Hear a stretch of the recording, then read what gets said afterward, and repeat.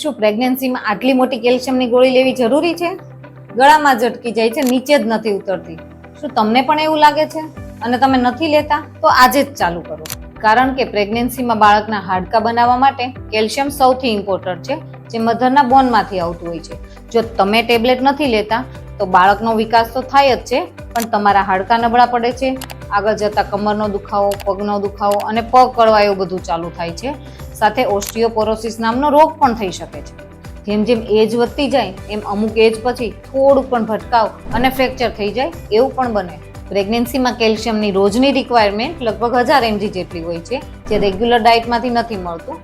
તેથી કેલ્શિયમની ગોળી ચોથા મહિનાથી ચાલુ કરીને ડિલિવરી પછી 6 મહિના સુધી કન્ટિન્યુ રાખવી જોઈએ. યાદ રાખો, કેલ્શિયમની ટેબ્લેટ ભૂખ્યા પેટે નથી લેવાની અને આયર્ન સાથે પણ નથી લેવાની. સાથે દૂધ, કેળા અને ડેરી પ્રોડક્ટનો ઉપયોગ વધારો. આ રીલ તમારી એવી પ્રેગ્નન્ટ ફ્રેન્ડને શેર કરો જેની તમે કેર કરો છો. જાણો, સમજો, ડરશો નહીં.